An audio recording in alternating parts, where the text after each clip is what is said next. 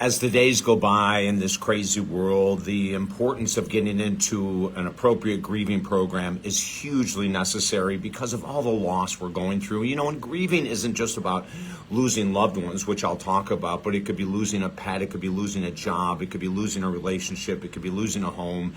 There's so many different things that in this crazy world that we can grieve over. And I'm going to tell you the two components of grieving, and the second one is the one that we need to add more to every grieving program in the country.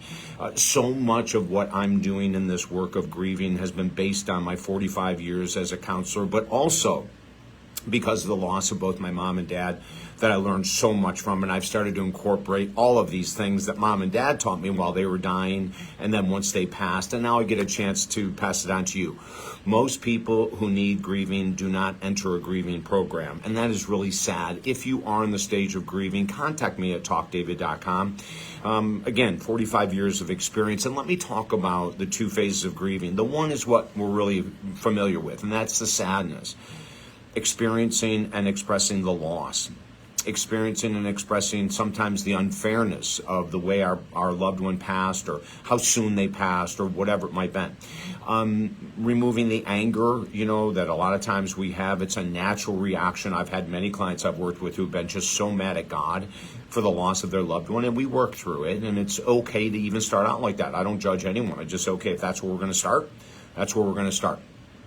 So we know about the sadness, we know about the loss, but the part of the grieving process that we don't put enough emphasis on, and this is what we've really radically changed in my grieving program, is talking about, writing about those stories of the loved one who's passed that bring a smile to your face. Now, there's a timing essence here, right? I mean, I would never say to a client on the third or fourth day after their loved one passed, hey, let's start talking about the good times. But there's got to be an end point. There's got to be a time where we say, we're going to slowly start to reduce the amount of sadness. We're going to slowly reduce the amount of anger or frustration that our loved one has gone with, and we're going to go into a new direction.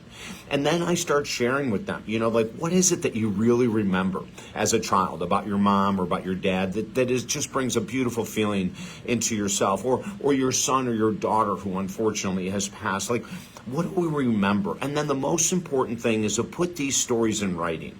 I have a couple stories I'll share about my dad, and when he passed, I was able to talk to him just shortly before, probably just a couple months before, about these two stories. But I remember one of them, and I love to share this story because even though my dad's not in the physical plane, he's spiritually sitting right behind me right now. I know him.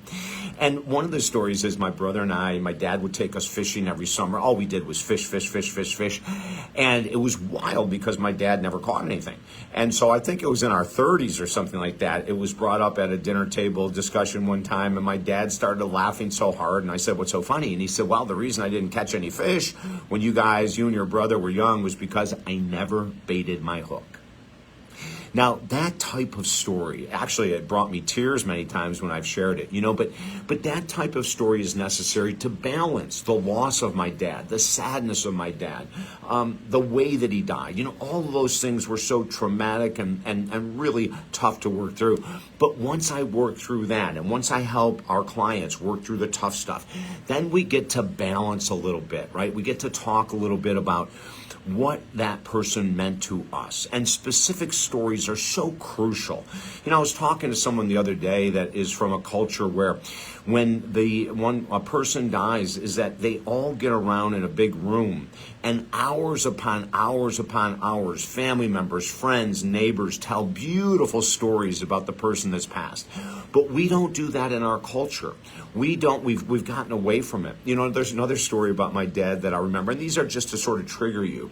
But I was about 13, and I was a basketball freak, and we had a driveway that was on an angle. And I remember saying to Dad, hey, can I just roll the car down? I won't start it. I'll just put it in neutral as a 4-speed and move it away so that I can shoot. And he said, absolutely. Well, I didn't know he was standing in the window watching me.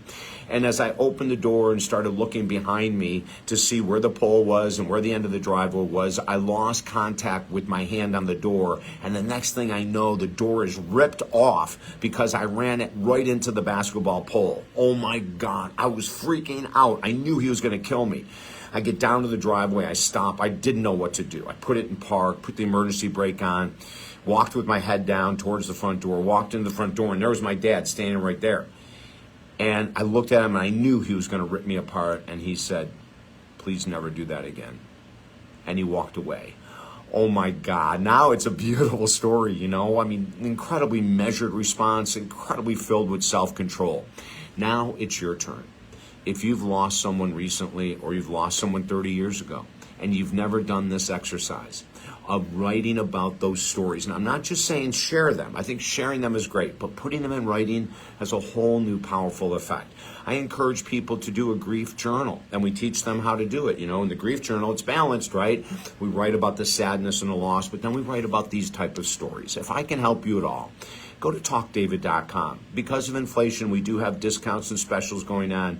Talkdavid.com. You can read about our grief recovery program, and if you're ready, I'm ready for you. We work with people from all over the world. I'm David Essel. Have a beautiful day.